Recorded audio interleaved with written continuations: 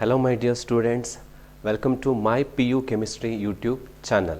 Structure of atom ನ ಮತ್ತೊಂದು ಸೆಷನ್ಗೆ ನಿಮ್ಮೆಲ್ಲರಿಗೂ ಸ್ವಾಗತ. ಓಕೆ, ಸೊ ನಾವು ಲಾಸ್ಟ್ ಕ್ಲಾಸಲ್ಲಿ ಕ್ವಾಂಟಮ್ ನಂಬರ್ಸ್ ಬಗ್ಗೆ ಡೀಟೇಲ್ ಎಕ್ಸ್ಪ್ಲನೇಷನ್ನ ಕಲಿತಾ ಇದ್ವಿ. ಸೊ ಅದರಲ್ಲಿ ನಾನು ನಿಮಗೆ ಒಂದಷ್ಟು ಎಕ್ಸ್ಪ್ಲನೇಷನ್ನ ಕೊಟ್ಟಿದ್ದೆ. ಕ್ವಾಂಟಮ್ ನಂಬರ್ಸಲ್ಲಿ 4 ಟೈಪ್ ಆಫ್ ಕ್ವಾಂಟಮ್ ನಂಬರ್ಸ್ ಇದೆ ಅಂತ ಹೇಳಿದ್ವಿ.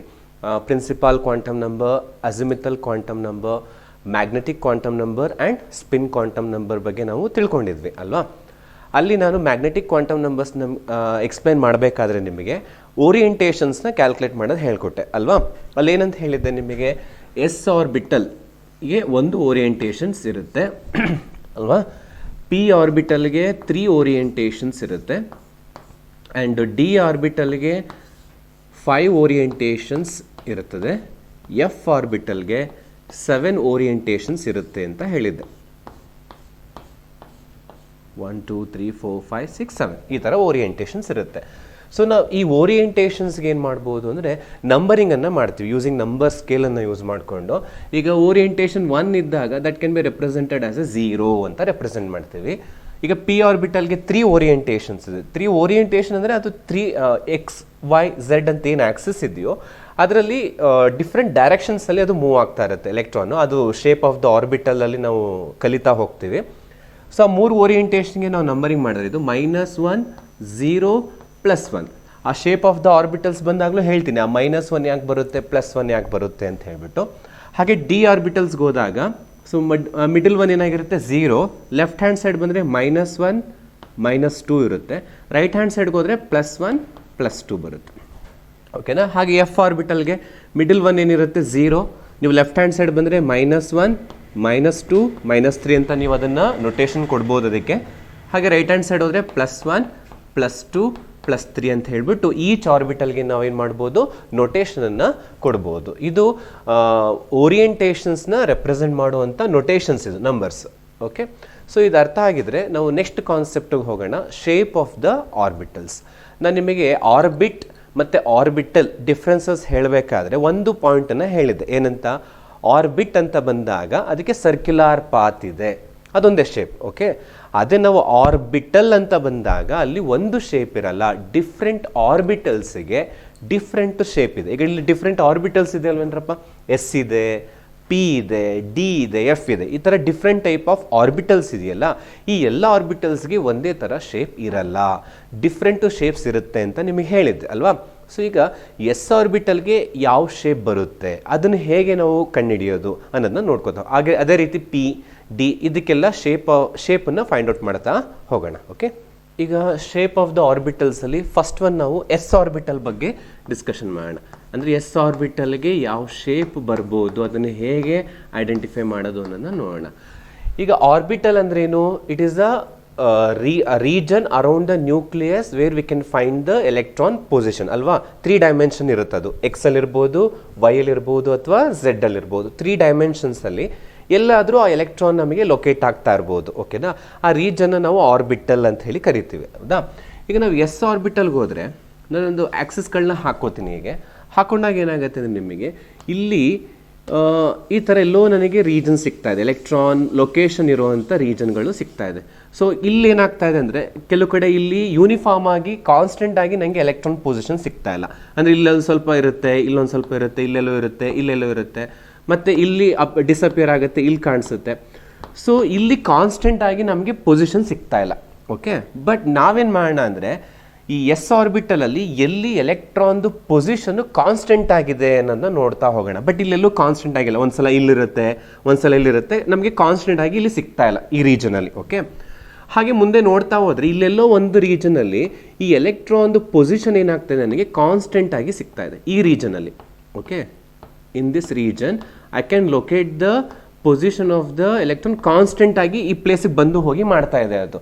ಸೊ ಯಾವ ರೀಜನಲ್ಲಿ ಎಲೆಕ್ಟ್ರಾನು ಕಾನ್ಸ್ಟೆಂಟ್ ಆಗಿ ಬಂದು ಹೋಗ್ತಾ ಇದೆಯೋ ಆ ರೀಜನ್ಗೆ ನಾವೇನು ಮಾಡೋಣ, ಒಂದು ಬೌಂಡ್ರಿನ ಡ್ರಾ ಮಾಡೋಣ. ಎಲ್ಲಿ ಬೌಂಡ್ರಿನ ಡ್ರಾ ಮಾಡ್ಬೇಕು ನಾವು, ಎಲ್ಲಿ ಕಾನ್ಸ್ಟೆಂಟ್ ಆಗಿ ಎಲೆಕ್ಟ್ರಾನು ಲೊಕೇಟ್ ಆಗ್ತಾ ಇರುತ್ತೋ ಆ ರೀಜನ್ಗೆ ನಾವು ಒಂದು ಬೌಂಡ್ರಿನ ಡ್ರಾ ಮಾಡ್ತೀನಿ. ಅದಕ್ಕೆ ಇದನ್ನು ಬೌಂಡ್ರಿ ಸರ್ಫೇಸ್ ಡಯಾಗ್ರಾಮ್ ಅಂತ ಕರಿತೀವಿ ಆಯಿತಾ. ಸೊ ಆ ಬೌಂಡ್ರಿನ ಡ್ರಾ ಮಾಡಿದಾಗ ಇದು ಎಸ್ ಆರ್ಬಿಟಲ್. ಇಲ್ಲೆಲ್ಲ ಎಲೆಕ್ಟ್ರಾನ್ ಲೊಕೇಟ್ ಆಗ್ಬೋದು, ಇಲ್ಲಿರ್ಬೋದು, ಬಟ್ ಇಲ್ಲೂ ಇರುತ್ತೆ. ಬಟ್ ಈ ಬೌಂಡ್ರಿಲಿ ಏನಾಗಿರುತ್ತೆ, ಕಾನ್ಸ್ಟೆಂಟ್ ಆಗಿ ಅದು ಲೊಕೇಟ್ ಆಗ್ತಾ ಇದೆ ಎಲೆಕ್ಟ್ರಾನ್. ಸೊ ಈಗ ಆ ಬೌಂಡ್ರಿ ನೀವು ಅಬ್ಸರ್ವ್ ಮಾಡಿದ್ರೆ ಅದಕ್ಕೆ ಯಾವ ಶೇಪ್ ಬರ್ತಾ ಇದೆ, ಸ್ಪೆರಿಕಲ್.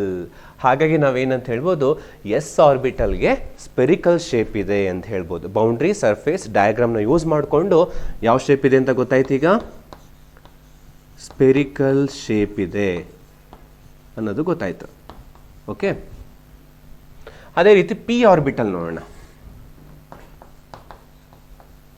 ಪಿ ಆರ್ಬಿಟಲ್ಗೂ ಕೂಡ ನಾವೇನು ಮಾಡೋಣ, ಓಕೆ, ಒಂದು ಕಾನ್ಸ್ಟೆಂಟ್ ಲೊಕೇಟ್ ಪಿ ಆರ್ಬಿಟಲಲ್ಲಿ ಎಲೆಕ್ಟ್ರಾನ್ ಎಲ್ಲಿ ಕಾನ್ಸ್ಟೆಂಟ್ ಆಗಿ ನಮಗೆ ಲೊಕೇಟ್ ಆಗ್ತಾ ಇರುತ್ತೋ, ಸೊ ಆ ಪ್ಲೇಸನ್ನು ನಾವೇನು ಮಾಡೋಣ, ಬೌಂಡ್ರಿ ಹಾಕೋತಾ ಹೋಗೋಣ ಆ ಪ್ಲೇಸಿಗೆ. ಫಾರ್ ಎಕ್ಸಾಂಪಲು ಈಗ ಇಲ್ಲೂ ಎಲೆಕ್ಟ್ರಾನ್ ಪ್ಲೇಸು ಲೊಕೇಟ್ ಆಗ್ತಾ ಇದೆ, ಇಲ್ಲೂ ಲೊಕೇಟ್ ಆಗ್ತಾ ಇದೆ ಅಂತ ಅನ್ಕೊಳ್ಳೋಣ. ಬಟ್ ಈ ರೀಜನ್ಸಲ್ಲಿ ಕಾನ್ಸ್ಟೆಂಟ್ ಆಗಿ ಬರ್ತಾ ಇಲ್ಲ ಎಲೆಕ್ಟ್ರಾನ್. ಒಂದ್ಸಲ ಇಲ್ಲಿರುತ್ತೆ, ಒಂದ್ಸಲ ಇನ್ನೆಲ್ಲೋ ಇದೆ, ಹೀಗೆ. ಬಟ್ ಈ ಡಾಟ್ಸು ನಂಬರ್ ಆಫ್ ಎಲೆಕ್ಟ್ರಾನ್ಸ್ ಅಲ್ಲ, ಅದನ್ನು ನೆನ್ಪಿಟ್ಕೊಳ್ಳಿ. ಈ ಡಾಟ್ಸ್ ಏನು, ಎಲೆಕ್ಟ್ರಾನು ಬಂದು ಹೋಗೋ ಜಾಗ ಅಷ್ಟೇ. ಅದು ಒಂದು ಎಲೆಕ್ಟ್ರಾನ್ ಇರ್ಬೋದು, ಬಂದು ಹೋಗೋ ಜಾಗ ಅದು ನಂಬರ್ ಆಫ್ ಎಲೆಕ್ಟ್ರಾನ್ಸ್ ಅಂತ ಅನ್ಕೋಬೇಡಿ. The dots indicates the electron ಪೊಸಿಷನ್ನ ಇಂಡಿಕೇಟ್ ಮಾಡುತ್ತೆ, ಅದು ಬಂದು ಹೋಗಿ ಮಾಡ್ಬೋದು. ಓಕೆ, ಸೊ ಇಲ್ಲಿ ಕಾನ್ಸ್ಟೆಂಟಾಗಿ ಇಲ್ಲ. ಬಟ್ ನಾನು ಶೇಪ್ನ ಕಂಡುಹಿಡಿಯಬೇಕು ಅಂದರೆ ಏನು ಮಾಡಬೇಕು, ನಮಗೆ ಆ ಎಲೆಕ್ಟ್ರಾನು ಕಾನ್ಸ್ಟೆಂಟಾಗಿ ಬಂದು ಹೋಗುವಂಥ ಬೌಂಡ್ರಿನ ಹುಡುಕ್ಬೇಕು ನಾನು. ಈಗ ಅಲ್ಲಿ ಬೌಂಡ್ರಿನ ನಾನು ಹುಡುಕಿದ್ರೆ ಈ ರೀತಿ ಸಿಗುತ್ತೆ ನನಗೆ, ಹೀಗೆ ಸಿಗ್ತಾ ಇದೆ ನೋಡಿ. ಈ ಬೌಂಡ್ರಿಯಲ್ಲಿ ನಾನೀಗ ಏನು ಬೌಂಡ್ರಿ ನಿಮಗೆ ಬರೀತಾ ಇದ್ದೀನೋ ಕಾಣಿಸ್ತಾ ಇದೆ ಅಲ್ವಾ, ಈ ಬೌಂಡ್ರಿಯಲ್ಲಿ ಏನಾಗ್ತಾ ಇದೆ, ಎಲೆಕ್ಟ್ರಾನು ಕಾನ್ಸ್ಟೆಂಟ್ ಆಗಿ ಲೊಕೇಟ್ ಆಗ್ತಾ ಇದೆ. ಇನ್ನು ಈ ರೀಜನ್ಸಲ್ಲಿ ಅದೇನಾಗ್ಬೋದು, ಬಂದು ಹೋಗಿ ಮಾಡ್ತಾ ಇರ್ಬೋದು. ಹಾಗೆ ಅದೇ ರೀತಿ ಇಲ್ಲೂ ಕೂಡ ಹಾಗೆ ಆಗ್ತಾ ಇದೆ, 2 ಲೋಬ್ಸ್ ಬರ್ತಾ ಇದೆ ಹೀಗೆ. ಸೊ ಇಲ್ಲೇನಾಗ್ತಾ ಇದೆ, ಬಂದು ಹೋಗಿ ಮಾಡ್ತಾ ಇರ್ಬೋದು. ಬಟ್ ನಾನೇನು ಬೌಂಡ್ರಿ ಡ್ರಾ ಮಾಡಿದ್ದೀನೋ ಆ ಬೌಂಡ್ರಿಯಲ್ಲಿ ಏನಾಗ್ತಾ ಇದೆ, ಕಾನ್ಸ್ಟೆಂಟಾಗಿ ಎಲೆಕ್ಟ್ರಾನ್ ಏನಾಗ್ತಾ ಇದೆ, ಲೊಕೇಟ್ ಆಗ್ತಾ ಇದೆ. ಈಗ ಈ ಶೇಪ್ ಯಾವ ಥರ ಕಾಣಿಸ್ತಾ ಇದೆ, ಡಂಬಲ್ ಶೇಪ್. ಹಾಗಾಗಿ ಪಿ ಆರ್ಬಿಟಲ್ಗೆ ಯಾವ ಶೇಪ್ ಇದೆ, ಡಂಬಲ್ ಶೇಪ್ ಇದೆ ಅಂತ ಹೇಳಿ ನಾವು ಹೇಳ್ಬೋದು. ಅರ್ಥ ಆಯ್ತಲ್ವಾ? ಈಗ ಅಬ್ಸರ್ವ್ ಮಾಡಿ ನೀವು, ಇಲ್ಲಿ 2 ಲೋಬ್ ಇದೆ. ಈಗ ಇದು ಆರಿಜಿನ್ 0, ಅಲ್ಲಿ ಎಲೆಕ್ಟ್ರಾನ್ ಡೆನ್ಸಿಟಿ 0 ಇರುತ್ತೆ. ಸೊ 2 ಲೋಬ್ ಬರ್ತಾ ಇದೆ, ಒಂದು ಪಾಸಿಟಿವ್ ಆಕ್ಸಿಸ್ಸು, ಇನ್ನೊಂದು ನೆಗೆಟಿವ್ ಆಕ್ಸಿಸ್ಸು. ಕೆಲವು ಸಲ ಎಲೆಕ್ಟ್ರಾನು ಹೇಳಿದ್ದೀನಿ ಸ್ಪಿನ್ ಕ್ವಾಂಟಮ್ ನಂಬರ್ಸಲ್ಲಿ 2 ಥರ ಕ್ವಾಂಟಮ್ ಸ್ಪಿನ್ನಲ್ಲಿ 2 ಥರ ಓರಿಯೆಂಟೇಷನ್ಸ್ ಇದೆ ಅಲ್ವಾ, ಏನು, ಒಂದು ಕ್ಲಾಕ್ ವೈಸು, ಇನ್ನೊಂದು ಆ್ಯಂಟಿ ಕ್ಲಾಕ್ ವೈಸು. ಸೊ ಅದೇನಾಗುತ್ತೆ, ಪಾಸಿಟಿವ್ ಆಕ್ಸಿಸಲ್ಲಿ ಇದ್ದಾಗ ಕ್ಲಾಕ್ ವೈಸ್ ರೊಟೇಷನ್ ಇರುತ್ತೆ, ನೆಗೆಟಿವ್ ಆಕ್ಸಿಸಲ್ಲಿ ಇದ್ದಾಗ ಏನಾಗುತ್ತೆ, ಆ್ಯಂಟಿ ಕ್ಲಾಕ್ ವೈಸಲ್ಲಿ ಇರುತ್ತೆ. ಅದಕ್ಕೆ ನಾವಲ್ಲಿ ಓರಿಯೆಂಟೇಷನ್ಸ್ ಬರೀಬೇಕಾದ್ರೆ ಪಾಸಿಟಿವ್ ಕೊಡ್ತೀವಿ, ನೆಗೆಟಿವ್ ಕೂಡ ಕೊಡ್ತೀವಿ. ಅದು 2 ಡೈರೆಕ್ಷನ್ಸಲ್ಲಿ ಇರ್ಬೋದು ಅಂತ ಹೇಳ್ಬಿಟ್ಟು. ಓಕೆ, ಇದು shape of the P orbital ಆಯಿತು. ನೆಕ್ಸ್ಟು ಅದೇ ರೀತಿ ಡಿ ಆರ್ಬಿಟಲ್ ತಗೊಳ್ಳೋಣ.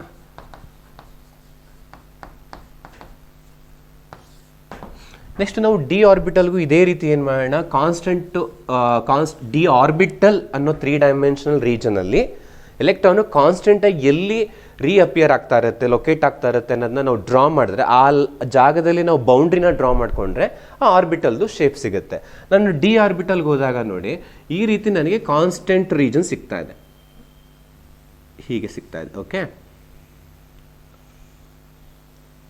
ಅಂದರೆ ನಾನು ಏನೇನು ಬೌಂಡ್ರಿ ಇದು ನಾನು ಡ್ರಾ ಮಾಡಿದ್ದು ಬೌಂಡ್ರಿ, ಈ ಬೌಂಡ್ರಿಯಲ್ಲಿ ಏನಾಗ್ತಾ ಇದೆ, ಕಾನ್ಸ್ಟೆಂಟಾಗಿ ಎಲೆಕ್ಟ್ರಾನ್ ಲೊಕೇಟ್ ಆಗ್ತಾ ಇರುತ್ತೆ. ಬಟ್ ಒಳಗಡೆನೂ ಈ ರೀಜನ್ಸಲ್ಲೂ ಕೂಡ ಎಲೆಕ್ಟ್ರಾನ್ಸ್ ಏನಾಗ್ತಾ ಇರುತ್ತೆ, ಲೊಕೇಟ್ ಆಗ್ತಾ ಇರ್ತವೆ. ಓಕೆನಾ, ಅದು ಮರಿಬಾರ್ದು. ಬಟ್ ಇಲ್ಲೇನಾಗ್ತಿರಲ್ಲ, ಕಾನ್ಸ್ಟೆಂಟಾಗಿ ಲೊಕೇಟ್ ಆಗ್ತಾ ಇರಲ್ಲ. ಈ ಬೌಂಡ್ರಿ ಏನು ಡ್ರಾ ಮಾಡಿದ್ದೀನೋ ಅಲ್ಲಿ ಕಾನ್ಸ್ಟೆಂಟಾಗಿ ಲೊಕೇಟ್ ಆಗ್ತಾ ಇರುತ್ತೆ. ಈಗ ಈ ಡಯಾಗ್ರಾಮ್ನ ನೀವು ಅಬ್ಸರ್ವ್ ಮಾಡಿದ್ರೆ ಅಲ್ಲೇನು ಗೊತ್ತಾಗುತ್ತೆ, ಡಿ ಆರ್ಬಿಟಲ್ಗೆ ಡಂಬಲ್ ಶೇಪ್ ಇದೆ. ಡಂಬಲ್ ಶೇಪು ಪಿ ಆರ್ಬಿಟಲ್ಗೆ. ಸೊ ಡಿ ಆರ್ಬಿಟಲ್ಗೆ ಏನು ಶೇಪ್ ಬರ್ತಾ ಇದೆ, ಡಂಬಲ್ ಶೇಪ್ ಬರ್ತಾ ಇದೆ. ಇದು ಶೇಪ್ ಆಫ್ ದ ಆರ್ಬಿಟಲ್ಸ್ ಆಯಿತು. ಓಕೆನಾ, ಹೇಗೆ ಡ್ರಾ ಮಾಡಿದ್ವಿ ಅಂದರೆ ಪಿ ಆರ್ಬಿಟಲ್ ಅಂತ ಹೆಂಗೆ ಗೊತ್ತಾಯಿತು, ಪಿಗೆ ಡಂಬಲ್ ಅಂತ ಹೇಗೆ ಗೊತ್ತಾಯಿತು, ಡಿಗೆ ಡಂಬಲ್ ಅಂತ ಹೇಗೆ ಗೊತ್ತಾಯಿತು, ಎಸ್ಗೆ ಸ್ಪೆರಿಕಲ್ ಅನ್ನೋದು ಹೇಗೆ ಗೊತ್ತಾಯಿತು ಅನ್ನೋದು ನಿಮಗೆ ಐಡೆಂಟಿಫೈ ಮಾಡಿದ್ದೀನಿ. ಈಗ ನಾವೇನು ಮಾಡೋಣ ಅಂದರೆ, ಎಸ್ ಆರ್ಬಿಟಲಲ್ಲೇ ಡಿಫ್ರೆಂಟ್ ರೀಜನ್ಸಲ್ಲಿ ಎನರ್ಜಿ ಲೆವೆಲ್ಸಲ್ಲಿ ಆರ್ಬಿಟಲ್ಸ್ ಬರುತ್ತೆ, 1s 2s, ಅದು ಹೇಗಿರುತ್ತೆ ಅನ್ನೋದನ್ನು ನೋಡೋಣ. ಮತ್ತು ಪಿನಲ್ಲಿ ಸಬ್ ಆರ್ಬಿಟಲ್ಸ್ ಇದ್ದಾವೆ, 3 ಸಬ್ ಆರ್ಬಿಟಲ್ಸ್ ಇದೆ, ಅವ್ರದ್ದು ಶೇಪ್ ಹೇಗೆ ಬರುತ್ತೆ, ಅವರು ಯಾವ ರೀತಿ ಓರಿಯೆಂಟೇಷನ್ ಆಗಿರ್ತಾರೆ ಅನ್ನೋದನ್ನು ನೋಡೋಣ. ಹಾಗೆ ಡಿ ಆರ್ಬಿಟಲ್ಸ್ ನೋಡೋಣ. ಈಗ 1 by 1 ಚೆಕ್ ಮಾಡ್ತಾ ಹೋಗೋಣ. ಫಸ್ಟು ಎಸ್ ಆರ್ಬಿಟಲ್ ನೋಡೋಣ. ಈಗ ನಮಗೆ ಗೊತ್ತಾಯಿತು ಎಸ್ ಆರ್ಬಿಟಲ್ಗೆ ಸ್ಪೆರಿಕಲ್ ಶೇಪ್ ಇದೆ ಅಂತ ಅಲ್ವಾ. ಈಗ ನಾನು 1s ಆರ್ಬಿಟಲ್ ತಗೋತೀನಿ. 1s ಆರ್ಬಿಟಲ್ಗೆ ಏನಿರುತ್ತೆ, ಸ್ಪೆರಿಕಲ್ ಶೇಪೇ ಇರುತ್ತೆ, ಹೌದಾ. ನೆಕ್ಸ್ಟ್ 2s ಆರ್ಬಿಟಲ್ಗೆ ಹೋದಾಗ 2sಗೂ ಕೂಡ ಏನಿರುತ್ತೆ, ಸ್ಪೆರಿಕಲ್ ಶೇಪೇ ಇರುತ್ತೆ, ಶೇಪಲ್ಲಿ ಏನು ಚೇಂಜಸ್ ಆಗಲ್ಲ. ಈಗ ನಾನು 3s ತಗೋತೀನಿ ಅಂತ ಅಂದ್ಕೊಳ್ಳಿ. 3s ಅಲ್ಲೂ ಕೂಡ ಏನಿರುತ್ತೆ ನಿಮಗೆ, ಅಲ್ಲೂ ಸ್ಪೆರಿಕಲ್ ಶೇಪೇ ಬರುತ್ತೆ. ಹಾಗಾದ್ರೆ ಏನು ಡಿಫ್ರೆನ್ಸ್ ಆಗುತ್ತೆ ನಿಮ್ಗೆ ನೋಡಿದ್ರೆ ಗೊತ್ತಾಗ್ತಿದೆ. ಏನು ವ್ಯತ್ಯಾಸ ಆಗ್ತಾ ಇದೆ? ಸೈಜಲ್ಲಿ ವ್ಯತ್ಯಾಸ ಆಗ್ತಾ ಇದೆ ಅಲ್ವಾ, ಮತ್ತು ಎನರ್ಜಿಲಿ ವ್ಯತ್ಯಾಸ ಆಗುತ್ತೆ, ಡಿಫ್ರೆನ್ಸ್ ಆಗುತ್ತೆ. ಅದು ಬಿಟ್ಟರೆ 1s orbital, 2s orbital, 3s, next 4s ತಗೊಳ್ಳಿ, ಅದಕ್ಕೂ ಕೂಡ ಸ್ಪೆರಿಕಲ್ ಶೇಪೇ ಇರುತ್ತೆ. ಹಾಗಾಗಿ ನಾವೇನಂತ ಕನ್ಕ್ಲೂಷನ್ ಕೊಡ್ಬೋದು, 1s 2s 3s ಆರ್ಬಿಟಲ್ಗಳನ್ನ ತಗೊಂಡಾಗ ಶೇಪಲ್ಲಿ ಏನು ವ್ಯತ್ಯಾಸ ಆಗಲ್ಲ, ಎಲ್ಲದಕ್ಕೂ ಸ್ಪೆರಿಕಲ್ ಶೇಪೇ ಇರ್ತದೆ. ಆದರೆ ಏನಲ್ಲಿ ವ್ಯತ್ಯಾಸ ಆಗುತ್ತೆ? ಸೈಜ್ ಮತ್ತು ಎನರ್ಜಿಯಲ್ಲಿ ವ್ಯತ್ಯಾಸ ಆಗುತ್ತೆ. ಏನಾಗುತ್ತೆ? 1s ಆರ್ಬಿಟಲ್ದು ಸೈಜು ಮತ್ತು energy less than 2s orbital ಆಗಿರುತ್ತೆ. 2s ಆರ್ಬಿಟಲ್ದು ಸೈಜು ಮತ್ತು energy less than 3s orbital and so on ಆಗಿರುತ್ತೆ. ಹೀಗೆ ಬರಿಬೋದು. ಓಕೆ, ಇದು different type of S orbitals ಆಯಿತು. ಕ್ಲಿಯರ್? ನಾವು will see the P orbital. ಈಗ ಪಿ ಆರ್ಬಿಟಲ್ ಶೇಪ್ ಬಗ್ಗೆ ಡಿಸ್ಕಷನ್ ಮಾಡೋಣ. ಈಗ ಆಲ್ರೆಡಿ ನಿಮಗೆ ಹೇಳಿಕೊಟ್ಟೆ, ಪಿ ಆರ್ಬಿಟಲ್ಗೆ ಯಾವ ಶೇಪ್ ಇರುತ್ತೆ? ಡಂಬಲ್ ಶೇಪ್ ಇರುತ್ತೆ ಅಂತ ಹೇಳಿದ್ದೀನಿ ನಿಮಗೆ ಅಲ್ವಾ. ಮತ್ತು ಈ ಪಿ ಆರ್ಬಿಟಲಲ್ಲಿ ಒಟ್ಟು ಎಷ್ಟು ಓರಿಯೆಂಟೇಷನ್ಸ್ ಇರುತ್ತೆ ಅಂತ ಹೇಳಿದ್ದೀನಿ? 3 ಓರಿಯೆಂಟೇಷನ್ಸ್ ಇರುತ್ತೆ. ಆ 3 ಓರಿಯೆಂಟೇಷನ್ಸ್ಗೆ ನಾವೇನಂತ ನಂಬರಿಂಗ್ ಮಾಡಿದ್ದೀವಿ? -1, 0, +1 ಅಂತ ಬರೆದಿದ್ದೀವಿ. ಹೌದಾ? ಆ -1ನ ಬೇಕಾದ್ರೆ px ಅಂತ ತಗೋಬೋದು, ಇನ್ನೊಂದು py and another one pz ಅಂತ ಬರಿತೀವಿ ನಾವು. ಓಕೆನಾ? ಸೊ ಏನಿದು px, py, pz ಅಂದರೆ ನಾನು ಹೇಳಿದ್ದೀನಿ 3 ಡೈಮೆನ್ಷನ್ ಇದೆ. ಆರ್ಬಿಟಲ್ಸ್ ಅಂದಾಗ they are 3 dimension. X, Y ಮತ್ತು ಝೆಡ್ 3 ಆಕ್ಸಿಸನ್ನು ಅವರು ಕವರ್ ಮಾಡ್ತಿರ್ತಾರೆ. ಅದಕ್ಕೆ ಅದನ್ನು 3 ಡೈಮೆನ್ಷನ್ ಅಂತ ಹೇಳಿ ಕರಿತೀವಿ. ಸೊ ಪಿ ಎಕ್ಸ್ ಅಂದರೆ ಏನಾಗುತ್ತೆ? ಅದು ಆ ಪಿ ಆರ್ಬಿಟಲ್ಲು ಡಂಬಲ್ ಶೇಪೇ ಇರುತ್ತೆ, ಬಟ್ ಎಕ್ಸ್ ಆಕ್ಸಿಸಲ್ಲಿ ಇರುತ್ತೆ, ಅಲಾಂಗ್ ಎಕ್ಸ್ ಆಕ್ಸಿಸ್ ಇರುತ್ತೆ. ಪಿ ವೈ ಅಂದರೆ ಅಲಾಂಗ್ ವೈ ಆಕ್ಸಿಸ್ ಇರುತ್ತೆ. ಪಿ ಝೆಡ್ ಅಂದರೆ ಅಲಾಂಗ್ ಝೆಡ್ ಆಕ್ಸಿಸ್ ಇರುತ್ತೆ. ಈಗ ಅದನ್ನು ಬರೆಯೋದು ಹೇಗೆ ನೋಡ್ಕೊಳ್ಳಿ. ಈಗ ನಾನು ಪಿ ಎಕ್ಸ್ನ ಬರೆಯೋದಾದರೆ ನಾನು ಆಕ್ಸಿಸ್ ತಗೋತೀನಿ. ಇದು ಎಕ್ಸ್, ಇದು ವೈ, ಇಲ್ಲಿ ಝೆಡ್ ಇದೆ ಅಂತ ಅಂದ್ಕೊಳ್ಳೋಣ. 3 ಡೈಮೆನ್ಷನ್ ಇದೆ. ಸೊ ನಾನು ಪಿ ಎಕ್ಸ್ ಬರೀಬೇಕು ಅಂದರೆ ನೋಡಿ, ಪಿ ಎಕ್ಸ್ಗೆ ಶೇಪು ಏನಿರುತ್ತೆ? ಡಂಬಲ್ಲೇ ಇರುತ್ತೆ. ಶೇಪಲ್ಲಿ ಏನೂ ವ್ಯತ್ಯಾಸ ಆಗಲ್ಲ, ಬಟ್ ಏನಾಗಿರುತ್ತೆ? ಅದು ಅಲಾಂಗ್ ಎಕ್ಸ್ ಆಕ್ಸಿಸ್ ಇರುತ್ತೆ. ನೋಡಿ, ಒಂದು ಪಾಸಿಟಿವ್, ಒಂದು ನೆಗೆಟಿವ್. ಹಾಗೆಯೇ ಪಿ ವೈ ಅಂತ ತಗೊಳ್ಳೋಣ. ಈಗ ಇದು ಎಕ್ಸ್, ಇದು ವೈ, ಇದು ಝೆಡ್. ಈಗ ಪಿ ವೈ ಅಂದರೆ ಏನು ಮಾಡಬೇಕು? ಈಸಿ, ಡಂಬಲ್ ಶೇಪೇ ಇರುತ್ತೆ, ಬಟ್ ಎಲ್ಲಿ ಬರೀಬೇಕು ನಾವು? ಅಲಾಂಗ್ ವೈ ಆಕ್ಸಿಸಲ್ಲಿ ಬರೆದ್ರೆ ಆಯಿತು. ಓಕೆನಾ?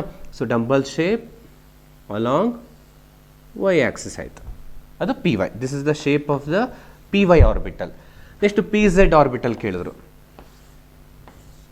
ಇದು ಎಕ್ಸ್ ಇದೆ, ವೈ, ಝೆಡ್. ಈಗ ನೀವೇ ಬರೀಬೋದಲ್ವಾ?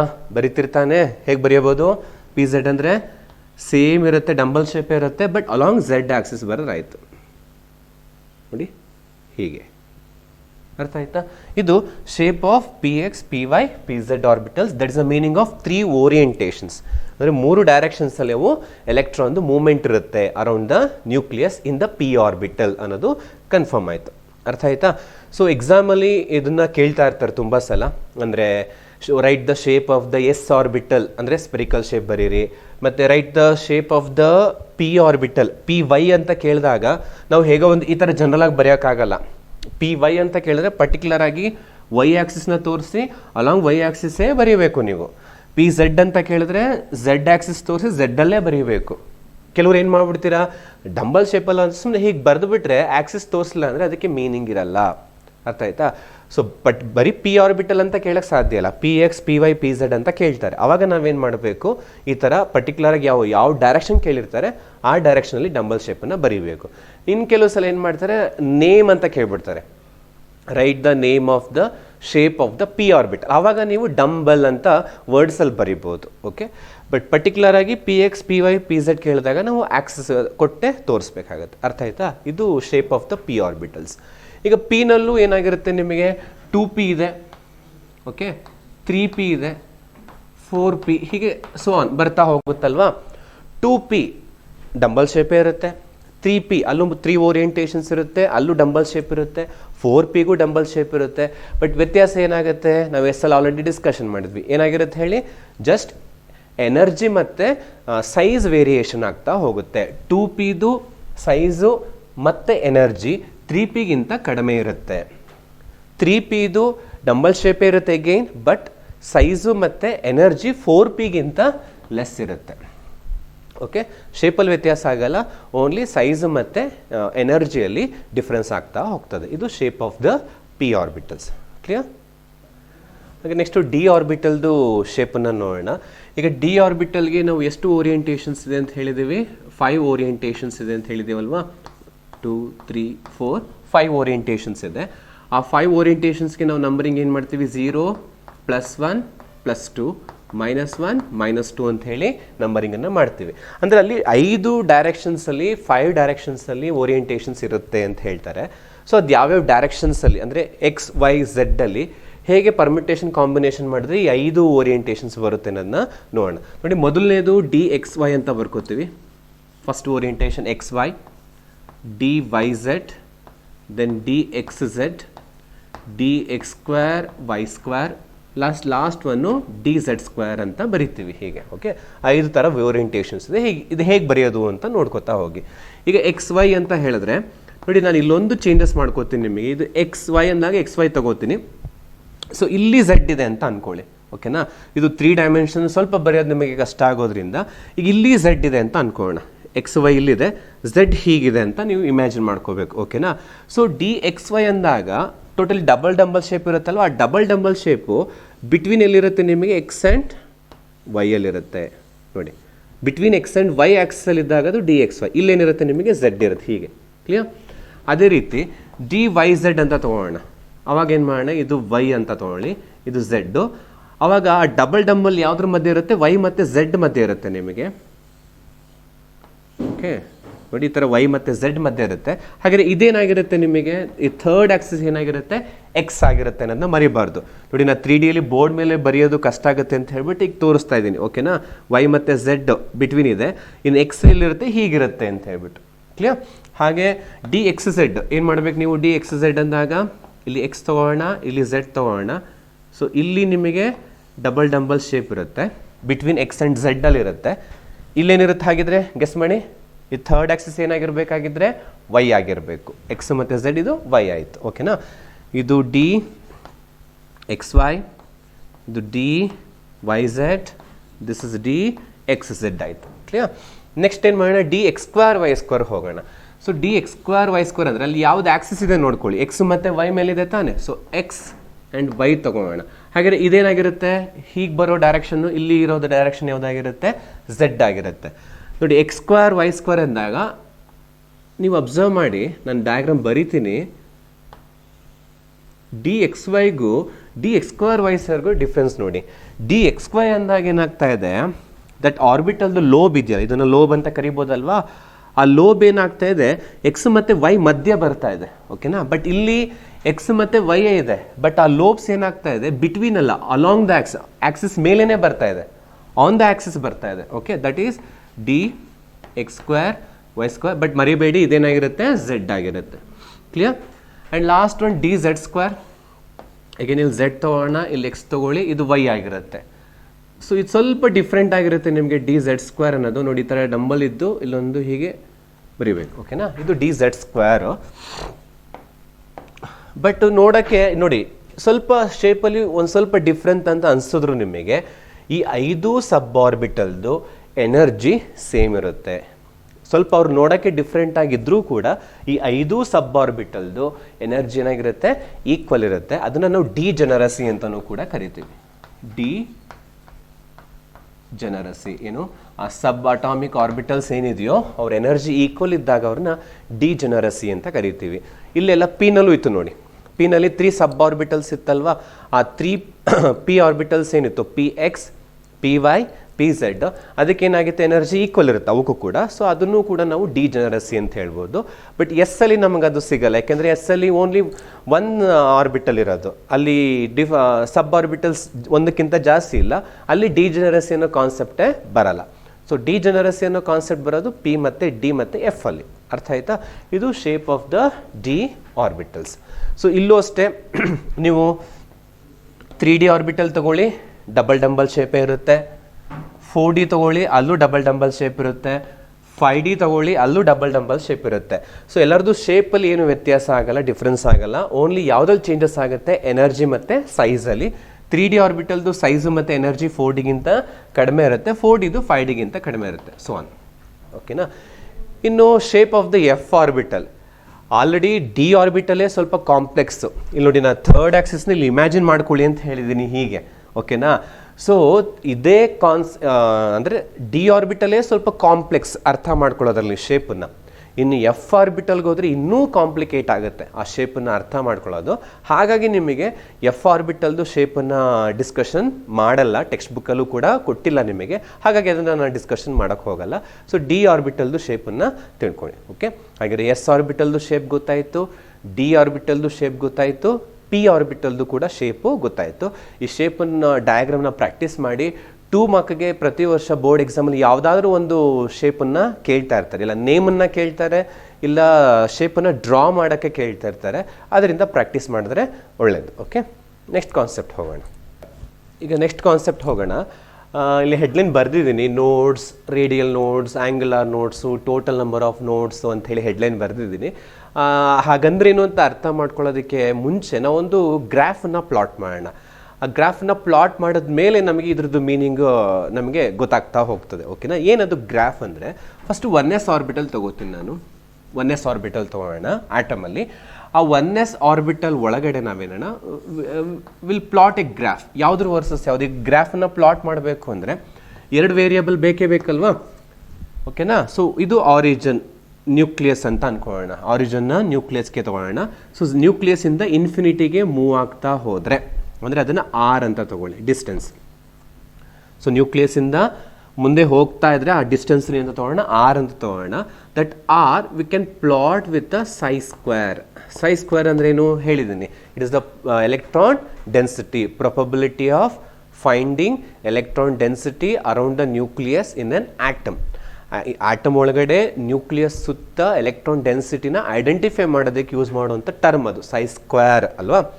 ಸೊ ಆ ಡಿಸ್ಟೆನ್ಸ್ ವರ್ಸಸ್ ಎಲೆಕ್ಟ್ರಾನ್ ಡೆನ್ಸಿಟಿಗೆ ನಾವು 1s ಆರ್ಬಿಟಲ್ಗೆ ಗ್ರಾಫನ್ನು ಪ್ಲಾಟ್ ಮಾಡಿದ್ರೆ ಏನಾಗುತ್ತೆ, ಗ್ರಾಫ್ ಈ ಥರ ಬರುತ್ತೆ ನಮಗೆ. ನೋಡಿ, ಗ್ರಾಫ್ ಈ ಥರ ಬರುತ್ತೆ. ಓಕೆನಾ. ಇದು ಗ್ರಾಫ್ ಏನು ಇಂಡಿಕೇಟ್ ಮಾಡುತ್ತೆ ಅಂದರೆ ನಿಮಗೆ ನೋಡಿ, ಇದು ನ್ಯೂಕ್ಲಿಯಸ್ ಅಲ್ವಾ.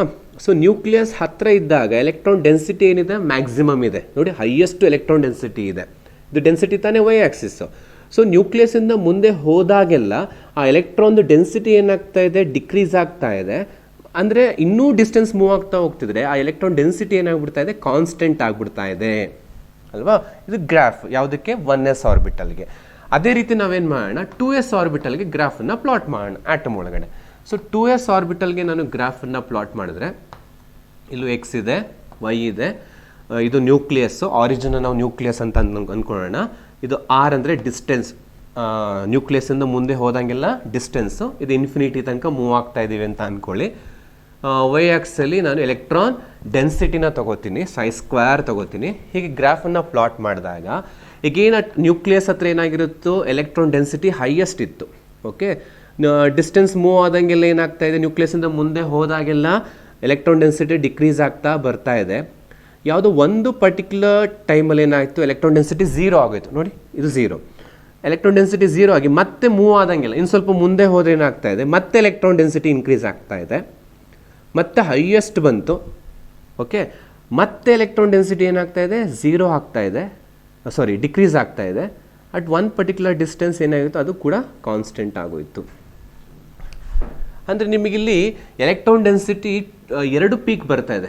This is one peak, this is another peak ಅಲ್ವಾ. 2 ಪೀಕಲ್ಲಿ ಎಲೆಕ್ಟ್ರಾನ್ ಡೆನ್ಸಿಟಿ ಜಾಸ್ತಿ ಇದೆ. ಬಟ್ 1s ಆರ್ಬಿಟಲಲ್ಲಿ ಒಂದೇ ಪೀಕಲ್ಲಿ ಎಲೆಕ್ಟ್ರಾನ್ ಡೆನ್ಸಿಟಿ ಜಾಸ್ತಿ ಇರೋವಂಥದ್ದು. ಮತ್ತು ಈ ಪಾಯಿಂಟ್ ನೋಡಿ, this is very important. So ಇಲ್ಲಿ ಏನಾಗ್ತಾ ಇದೆ, at this point electron density becomes 0. ನ್ಯೂಕ್ಲಿಯಸ್ಸಿಂದ ಮುಂದೆ ಹೋಗ್ತಾ ಹೋಗ್ತಾ ಯಾವುದೋ ಒಂದು ಪ್ಲೇಸಲ್ಲಿ, ರೀಜನಲ್ಲಿ ಎಲೆಕ್ಟ್ರಾನ್ ಡೆನ್ಸಿಟಿ ಏನಾಗ್ತಾ ಇದೆ, 0 ಆಗ್ತಾ ಇದೆ. ಎಲ್ಲಿ, 2s ಅಲ್ಲಿ. 1s ಅಲ್ಲಿ ಆಗಲಿಲ್ಲ, 2s ಅಲ್ಲಿ ಒಂದ್ಸಲ ಏನಾಗ್ತಾ ಇದೆ, ಎಲೆಕ್ಟ್ರಾನ್ ಡೆನ್ಸಿಟಿ 0 ಆಗ್ತಾ ಇದೆ. ಈ ಪ್ಲೇಸನ್ನು ನಾವು ಅಥವಾ ಈ ರೀಜನನ್ನು ನೋಡ್ಸ್ ಅಥವಾ ರೇಡಿಯಲ್ ನೋಡ್ಸ್ ಅಂತ ಹೇಳಿ ಕರಿತೀವಿ. ಹಾಗಿದ್ರೆ ನೋಡ್ಸ್ ಅಂದ್ರೇನು ಅಥವಾ ರೇಡಿಯಲ್ ನೋಡ್ಸ್ ಅಂದ್ರೇನು? It is the region around the nucleus where the electron density becomes 0. Atom ಒಳಗಡೆ ನ್ಯೂಕ್ಲಿಯಸ್ ಸುತ್ತ ಯಾವುದೋ ಒಂದು ಪ್ಲೇಸಲ್ಲಿ ಎಲೆಕ್ಟ್ರಾನ್ ಡೆನ್ಸಿಟಿ ಏನಾಗುತ್ತೆ, 0 ಆಗಿರುತ್ತೆ. ಆ ಪ್ಲೇಸನ್ನು ನಾವು ನೋಡ್ಸ್ ಅಥವಾ ರೇಡಿಯಲ್ ನೋಡ್ಸ್ ಅಂತ ಹೇಳಿ ಕರಿತೀವಿ. ಈಗ ಇದನ್ನು ನಾವು ಡಯಾಗ್ರಾಮ್ ಮೂಲಕನೂ ಕೂಡ ರೆಪ್ರೆಸೆಂಟ್ ಮಾಡ್ಬೋದು. ಫಾರ್ ಎಕ್ಸಾಂಪಲ್ ನೋಡಿ, 1s ಆರ್ಬಿಟಲ್ ಅಂದರೆ ಈಗ ಇಲ್ಲಿ ನ್ಯೂಕ್ಲಿಯಸ್ ಇದೆ ಅಂದರೆ ಎಲೆಕ್ಟ್ರಾನ್ ಡೆನ್ಸಿಟಿ ಹೀಗಿರುತ್ತೆ ನಿಮಗೆ. ಅಂದರೆ ಎಲೆಕ್ಟ್ರಾನ್ ಡೆನ್ಸಿಟಿ ಅಂದರೆ ಅಷ್ಟು ಎಲೆಕ್ಟ್ರಾನ್ಸ್ ಇರುತ್ತೆ ಅಂತಲ್ಲ ನಿಮಗೆ. ಒಂದ್ಸಲ ಎಲೆಕ್ಟ್ರಾನ್ ಇಲ್ಲಿರುತ್ತೆ, ಎಲ್ಲ ಕಡೆ ಅದು ಚೇಂಜಸ್ ಆಗ್ತಾ ಇರುತ್ತೆ ಪ್ಲೇಸಸ್ಸು. ಸೊ ಎಲ್ಲ ಕಡೆ ನಾವು ನೋಡ್ಬೋದು ಎಲೆಕ್ಟ್ರಾನ್ ಲೊಕೇಶನ್ನ ಎಲ್ಲ ಕಡೆ ನೋಡ್ಬೋದು ಅಂತ ಹೇಳ್ಬಿಟ್ಟು. ಬಟ್ ನ್ಯೂಕ್ಲಿಯಸ್ ಹತ್ರ ಏನಾಗಿರುತ್ತೆ, 0 ಮ್ಯಾಕ್ಸಿಮಮ್ ಇರುತ್ತೆ. ಹೋಗ್ತಾ ಹೋಗ್ತಾ ಏನಾಗುತ್ತೆ, ಕಡಿಮೆ ಆಗ್ತಾ ಹೋಗುತ್ತೆ. ಬಟ್ 0 ಅಂತೂ ಆಗಲ್ಲ. ಓಕೆ, ಇದು 1s ಆರ್ಬಿಟಲ್. ಈಗ 2sಗೆ ಹೋಗೋಣ. 2sಗೆ ಹೋದ್ರೆ ಏನಾಗುತ್ತೆ, ಈಗ ಫಸ್ಟು ಇಲ್ಲಿ ಎಲೆಕ್ಟ್ರಾನ್ ಡೆನ್ಸಿಟಿ ತುಂಬ ಇತ್ತು, ಆಮೇಲೆ ಏನಾಯ್ತು ಸ್ವಲ್ಪ ಕಡಿಮೆ ಆಯಿತು. ಓಕೆನಾ, ನೆಕ್ಸ್ಟ್ ಏನಾಯಿತು, ಕಂಪ್ಲೀಟ್ 0 ಆಗೋಯ್ತು. ನೆಕ್ಸ್ಟ್ ಇನ್ಕ್ರೀಸ್ ಆಗ್ತಾ ಇದೆ ಎಲೆಕ್ಟ್ರಾನ್ ಡೆನ್ಸಿಟಿ. ನೋಡಿ ಇದು 2s ಅಲ್ಲಿ ನೋಡಿ, ಇಲ್ಲೆಲ್ಲ ಜಾಸ್ತಿ ಇತ್ತು ಎಲೆಕ್ಟ್ರಾನ್ ಡೆನ್ಸಿಟಿ, ಇಲ್ಲೆಲ್ಲ ಕಾಣಿಸ್ತಾ ಇತ್ತು, ಲೊಕೇಶನ್ ಆಗ್ತಿತ್ತು. ಇದು ನ್ಯೂಕ್ಲಿಯಸ್ಸು. ಮುಂದೆ ಬರ್ತಾ ಬರ್ತಾ ಬರ್ತಾ ಏನಾಯಿತು, ಡೆನ್ಸಿಟಿ ಕಡಿಮೆ ಆಗ್ತಾ ಬಂದು ಯಾವುದೋ ಒಂದು ರೀಜನ್ ನೋಡಿ ಡೆನ್ಸಿಟಿ ಫುಲ್ 0 ಆಗೋಗಿದೆ. ಇಲ್ಲಿ ಎಲೆಕ್ಟ್ರಾನ್ ಲೊಕೇಟೇ ಆಗ್ತಾ ಇಲ್ಲ ಇಲ್ಲಿ. ಮತ್ತೆ ಅಂದರೆ ಇದೇ ನೋಡ್, ದಿಸ್ ಇಸ್ ದ ನೋಡ್. ಓಕೆ, ಈ ಪ್ಲೇಸ್ ಕರೆಕ್ಟಾ. ಮತ್ತೆ ಇಲ್ಲಿಂದ ಹೋದ್ಮೇಲೆ ಮತ್ತೆ ಎಲೆಕ್ಟ್ರಾನ್ ಡೆನ್ಸಿಟಿ ಏನಾಗ್ತಾ ಹೋಗುತ್ತೆ, ಜಾಸ್ತಿ ಆಗ್ತಾ ಹೋಗುತ್ತೆ, ಹೈಯೆಸ್ಟ್ ಪೀಕ್ ಬರುತ್ತೆ, ಮತ್ತೆ ಕಡಿಮೆ ಆಗ್ತಾ ಬರುತ್ತೆ. ಸೊ ಇದು ನೋಡ್ಸ್. ರೇಡಿಯಲ್ ನೋಡ್ಸ್ ಅಂದ್ರೆ ಏನು, ಅಥವಾ ನೋಡ್ಸ್ ಅಂದರೆ the region where the finding electron density 0 is called as a node ಅಂತೇಳಿ ಕರಿತೀವಿ. ಹಾಗೆ 1sಗೆ ನೋಡ್ ಎಷ್ಟು ಅಂದರೆ 0. ಅಲ್ಲಿ ನಮಗೆ ಎಲೆಕ್ಟ್ರಾನ್ ಡೆನ್ಸಿಟಿ 0 ಇರೋ ರೀಜನ್ ಕಾಣಿಸ್ತಾ ಇಲ್ಲ. 2s ಅಲ್ಲಿ ಎಲೆಕ್ಟ್ರಾನ್ ಡೆನ್ಸಿಟಿ 0 ಇರೋಂಥ ರೀಜನ್ ಎಷ್ಟು, 1 ರೀಜನ್ ಇದೆ. ಸೊ ನೋಡ್ ಎಷ್ಟು, 1. ರೇಡಿಯಲ್ ನೋಡ್ ಎಷ್ಟಿದೆ, 1 ಇದೆ ಅಂತ ಹೇಳ್ಬೋದು. ಅದೇ ರೀತಿ ನಾವು p ಆರ್ಬಿಟಲ್ಗೂ ಕ್ಯಾಲ್ಕುಲೇಟ್ ಮಾಡ್ಬೋದು, d ಆರ್ಬಿಟಲ್ಗೂ ಕ್ಯಾಲ್ಕುಲೇಟ್ ಮಾಡ್ಬೋದು. ಅವಾಗ ನೀವು ಅನ್ಕೋಬೋದು, ಸರ್ ಹಾಗಾದ್ರೆ ಪಿಗೂ ಡಿಗೂ ಇದೇ ಥರ ಡಯಾಗ್ರಾಮು ಗ್ರಾಫ್ ಬರ್ಕೊಂಡೇ ಕಂಡುಹಿಡಿಬೇಕಾ ನೋಟ್ಸನ್ನು ಅಂತ ಕೇಳಿದರೆ, no need to worry about that. ಪ್ರತಿಯೊಂದಕ್ಕೂ ಡಯಾಗ್ರಾಮ್ ಬರ್ಕೊಂಡು ಕಂಡುಹಿಡಿಯೋ ಅವಶ್ಯಕತೆ ನಿಮಗಿಲ್ಲ. ಡಯಾಗ್ರಾಮ್ ಏನಕ್ಕೆ ಕೊಟ್ಟೆ ಅಂದರೆ ನಿಮಗೆ ಅರ್ಥ ಆಗಲಿ, ಆ ರೀಜನ್ನು ಎಲೆಕ್ಟ್ರಾನ್ ಡೆನ್ಸಿಟಿ 0 ಹೆಂಗಿರುತ್ತೆ ಅಂತ ಗೊತ್ತಾಗಲಿ ಅಂತ ಈ ಡಯಾಗ್ರಾಮ್ ಕೊಟ್ಟಿದ್ದೀನಿ. ಹಾಗಿದ್ರೆ ಬೇರೆ ಆರ್ಬಿಟಲ್ಗೆ ನೋಟ್ಸನ್ನು ಕಂಡುಹಿಡಿಯೋದು ಹೇಗೆ? ವೆರಿ ಸಿಂಪಲ್, ಅದಕ್ಕೊಂದು ಫಾರ್ಮುಲಾ ಕೊಡ್ತೀನಿ ನಾನು. ಸೊ ನೋಟ್ಸ್ ಅಥವಾ ರೇಡಿಯಲ್ ನೋಟ್ಸನ್ನು ಕಂಡುಹಿಡಿಯೋಕ್ಕೆ ಫಾರ್ಮುಲಾ ಇದೆ, ದಟ್ ಈಸ್ n - l - 1. ನೀವು ಈ ಫಾರ್ಮುಲಾ ಯೂಸ್ ಮಾಡಿಕೊಂಡ್ರೆ ಯಾವುದೇ ಆರ್ಬಿಟಲ್ಗೂ ಕೂಡ ನೀವು ರೇಡಿಯಲ್ ನೋಟ್ಸನ್ನು ಕ್ಯಾಲ್ಕುಲೇಟ್ ಮಾಡ್ಬೋದು. ಈಗ ಒಂದೆರಡು ಮಾಡಿ ತೋರಿಸ್ತೀನಿ ನೋಡಿ ನಾನು. ಈಗ 1s ಆರ್ಬಿಟಲ್ಗೆ ಲೆಕ್ಕ ಮಾಡೋಣ. ಈಗ 1s ಆರ್ಬಿಟಲ್ಗೆ ರೇಡಿಯಲ್ ನೋಟ್ಸ್ ಏನಂತ ಹೇಳಿದೆ, 0 ಅಂತ ಹೇಳಿದೆ. ಈಗ ಫಾರ್ಮುಲಾ ಅಪ್ಲೈ ಮಾಡೋಣ, 0 ಬರುತ್ತೆ ಅಂತ ಚೆಕ್ ಮಾಡೋಣವಾ? Yes, okay. ಈ ಫಾರ್ಮುಲಾ ಅಪ್ಲೈ ಮಾಡ್ತೀನಿ. 1s ಅಲ್ಲಿ n ವ್ಯಾಲ್ಯೂ ಇದೆ ತಾನೆ, ಈ ನಂಬರ್ ಏನು ಕೊಟ್ಟಿರ್ತಾರೋ ಅದೇ n value, principal quantum number ಅಲ್ವಾ, 1 ಹಾಕೊಂಡೆ. ಕ್ಲಿಯರ್? ಮೈನಸ್ ಎಸ್ಗೆ ಎಲ್ ವ್ಯಾಲ್ಯೂ ಎಷ್ಟಪ್ಪ, 0. ನೆನ್ನೆ ಹೇಳಿದೆ, ನೆನಪಿದೆಯಾ? ಇದನ್ನೊಂದ್ಸಲ ಬರಿತೀನಿ, ನೆನ್ಪಿಟ್ಕೊಳ್ಳಿ. ಎಸ್ ಆರ್ಬಿಟಲ್ಗೆ ಎಲ್ ವ್ಯಾಲ್ಯೂ 0, ಪಿಗೆ 1, ಡಿಗೆ 2, ಎಫ್ಗೆ 3. ಇದು ಮರಿಬಾರ್ದು, ತುಂಬ ಕಡೆ ಯೂಸ್ ಆಗ್ತದೆ. ಸೊ ಎಸ್ಗೆ ಎಲ್ ವ್ಯಾಲ್ಯೂ 0 ಹಾಕೊಂಡೆ. ನೆಕ್ಸ್ಟ್ -1 ಇದೆ, -1 ಏನಾಯಿತು, 0. ಅಂದರೆ 1sಗೆ ರೇಡಿಯಲ್ ನೋಟ್ಸ್ ಏನು, 0. ಇಲ್ಲೂ ಅದೇ ಬರೆದಿದ್ದೆ, ಅದೇ ಹೇಳಿದೆ, ಅದು ಕನ್ಫರ್ಮ್ ಆಯಿತು ಆ ಫಾರ್ಮುಲಾದಿಂದ. ನೆಕ್ಸ್ಟ್ 2sಗೆ ಲೆಕ್ಕ ಮಾಡೋಣ. 2sಗೆ ಎಷ್ಟು ಬಂದಿತ್ತು ನನಗೆ, 1 ನೋಡ್ ಬಂದಿತ್ತಲ್ವಾ, ಆ ಫಾರ್ಮುಲಾ ಅಪ್ಲೈ ಮಾಡೋಣ, 1 ಬರುತ್ತೆ ಅಂತ ನೋಡೋಣ. ಓಕೆನಾ? n ವ್ಯಾಲ್ಯೂ ಎಷ್ಟಪ್ಪ ಇದಕ್ಕೆ, 2 ತಾನೆ, 2 ಅಂತ ತಗೋಬೋದಾ? ಸೊ 2 ತೊಗೊಂಡೆ. ಮೈನಸ್ ನೆಕ್ಸ್ಟ್ ಏನಿದೆ, ಎಲ್ ಇದೆ. ಎಸ್ಗೆ ಎಲ್ ವ್ಯಾಲ್ಯೂ 0. ನೆಕ್ಸ್ಟ್ ಏನು, -1. 2 - 1 ಎಷ್ಟಾಗುತ್ತಪ್ಪ, 1. ಅಂದರೆ 2s ಆರ್ಬಿಟಲ್ಗೆ 1 ನೋಡಿದೆ ಅನ್ನೋದು ಗೊತ್ತಾಗುತ್ತೆ. ರೇಡಿಯಲ್ ನೋಟ್ಸ್ನ ಹೇಳ್ತಾ ಇರೋದು. ಓಕೆ, ನೆಕ್ಸ್ಟು 3s ಚೆಕ್ ಮಾಡೋಣ. 3s ಅಲ್ಲಿ 3 ಆಗುತ್ತೆ ಎನ್ ವ್ಯಾಲ್ಯೂ, ಎಸ್ಗೆ ಎಲ್ ವ್ಯಾಲ್ಯೂ 0. ಓಕೆನಾ? ನೆಕ್ಸ್ಟು -1 ಇದೆ, 3 - 1 2. ಹೀಗೆ ಲೆಕ್ಕ ಮಾಡ್ಬೋದು. ಇದು ಎಸ್ಗಾಯಿತು. ಸರ್ ವಾಟ್ ಅಬೌಟ್ ಪಿ ಅಂತ ಕೇಳ್ಬೋದು. ಪಿಗೂ ಲೆಕ್ಕ ಮಾಡೋಣ. ಈಗ 2p ಆರ್ಬಿಟಲ್ ಲೆಕ್ಕ ಮಾಡೋಣ. ಓಕೆ, 2p ಅಲ್ಲಿ ಎನ್ ವ್ಯಾಲ್ಯೂ ಎಷ್ಟಿದೆ, 2 ಮೈನಸ್ ಪಿಗೆ ಎಲ್ ವ್ಯಾಲ್ಯೂ ಎಷ್ಟು, ಪಿಗೆ ಎಲ್ ವ್ಯಾಲ್ಯೂ 1. ನೆಕ್ಸ್ಟು -1. ಸೊ 2 - 2 0. ಅಂದರೆ 2p ಅಲ್ಲಿ number of notes, radial notes 0 ಇರುತ್ತೆ 2p ಅಲ್ಲಿ. ಹಾಗೆ ನೆಕ್ಸ್ಟು 3pಗೆ ಲೆಕ್ಕ ಮಾಡೋಣ. 3p ಅಲ್ಲಿ ಎನ್ ವ್ಯಾಲ್ಯೂ ಎಷ್ಟಪ್ಪ, 3. ಓಕೆನಾ? ಪಿಗೆ ಎಲ್ ವ್ಯಾಲ್ಯೂ 1. ನೆಕ್ಸ್ಟ್ ಫಾರ್ಮುಲಾದಲ್ಲಿ -1 ಇದೆ, 3 - 2 ಅಂದರೆ +1 ಅಂದರೆ 1 ನೋಡಿದೆ, 1 ರೇಡಿಯಲ್ ನೋಟ್ಸ್ ಇದೆ. ಹೀಗೆ ನೀವು 3D ಆರ್ಬಿಟಲ್ 4D ಆರ್ಬಿಟಲ್ಗೂ ನೀವು ಚೆಕ್ ಮಾಡ್ಕೋಬೋದು. ಈಗ ನಾನು 5D ಆರ್ಬಿಟಲ್ಗೆ ಒಂದು ಮಾಡಿ ತೋರಿಸ್ತೀನಿ ನೋಡಿ. 5D ಕೊಟ್ಟರು, 5Dಯಲ್ಲಿ ಎಷ್ಟು ರೇಡಿಯಲ್ ನೋಡಿದೆ ಅಂತ ಕೇಳಿದ್ರು. ಎನ್ ವ್ಯಾಲ್ಯೂ ಎಷ್ಟು, 5. ಸರಿನಾ? ಡಿಗೆ ಎಲ್ ವ್ಯಾಲ್ಯೂ ಎಷ್ಟು, ಡಿಗೆ ಎಲ್ ವ್ಯಾಲ್ಯೂ 2 - 1. ಸೊ 5 ಮೈನಸ್ 3ನ 5 ಮೈನಸ್ 3 ಅಂದರೆ ಎಷ್ಟಾಯಿತು 2 ಆಯಿತು. ಅಂದರೆ 2 ನೋಡ್ಸ್ ಇದೆ 5Dಯಲ್ಲಿ 2 ರೇಡಿಯಲ್ ನೋಡ್ಸ್ ಇದೆ ಅಂತ ಹೇಳಿ ನಾವು ಕ್ಯಾಲ್ಕುಲೇಟ್ ಮಾಡ್ಬೋದು. ಇದು ನೋಟ್ಸ್ ಅಥವಾ ರೇಡಿಯಲ್ ನೋಟ್ಸ್ ಅಂದ್ರೇನು ಮತ್ತು ಆ ರೇಡಿಯಲ್ ನೋಟ್ಸನ್ನು ಕ್ಯಾಲ್ಕುಲೇಟ್ ಮಾಡೋದು ಹೇಗೆ ಅಂತ ಹೇಳ್ಕೊಟ್ಟೆ ಅಲ್ವಾ. ನೆಕ್ಸ್ಟ್ ಆ್ಯಂಗುಲಾರ್ ನೋಟ್ಸನ್ನು ನೋಡೋಣ. ಈಗ ಆ್ಯಂಗುಲಾರ್ ನೋಟ್ಸ್ ಕ್ಯಾಲ್ಕುಲೇಟ್ ಮಾಡೋದು ನೋಡಿ. ಈಗ ನಾನೊಂದು ಪಿ ಆರ್ಬಿಟಲ್ನ ತೊಗೋತೀನಿ. ಫಾರ್ ಎಕ್ಸಾಂಪಲು ಪಿ ಎಕ್ಸನ್ನೇ ತೊಗೊಳ್ಳೋಣ. This is a P X ಅಂತ ಅಂದ್ಕೊಳ್ಳಿ. This is a X, this is why, ಇಲ್ಲಿ ಝೆಡ್ ಇದೆ ಅಂತ ಅಂದ್ಕೊಂಡ್ರೆ ಇದು ಯಾವ ಆರ್ಬಿಟಲ್? ಇದು ಪಿ ಎಕ್ಸ್ ಆರ್ಬಿಟಲ್.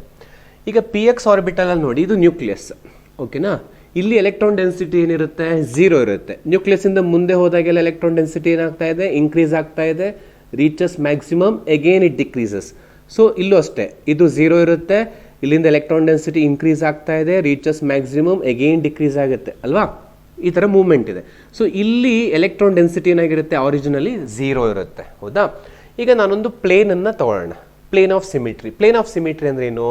ಈಗ ನೋಡಿ, ನಾನು ಈ ಆರ್ಬಿಟಲ್ಸ್ನ, ಈಗ ನಂದು ಈ ಕೈನೇ ಒಂದು ಪ್ಲೇನ್ ಅಂತ ತೊಗೊಳ್ಳಿ. ಹೀಗಿದೆ ಪ್ಲೇನ್. ನಾನು ಈಗ ಈ ಪ್ಲೇನನ್ನು ಅಪ್ಲೈ ಮಾಡಿದ್ರೆ ಇದೇನಾಗುತ್ತೆ? 2 ಭಾಗ ಆಗುತ್ತೆ, ಹೌದಾ. ಹೀಗೆ ನಾನು ಕಟ್ ಮಾಡಿದ್ರೆ ಇದು 2 ಭಾಗ ಆಗುತ್ತೆ. ಆ 2 ಭಾಗ ಸಿಮಿಲರ್ ಇದೆಯಾ? ಮಿರರ್ ಇಮೇಜ್ ಥರ ಇದೆಯಾ? 2 ಈಕ್ವಲ್ ಆಗಿದೆ, ಒಂದೇ ಥರ ಇದೆ.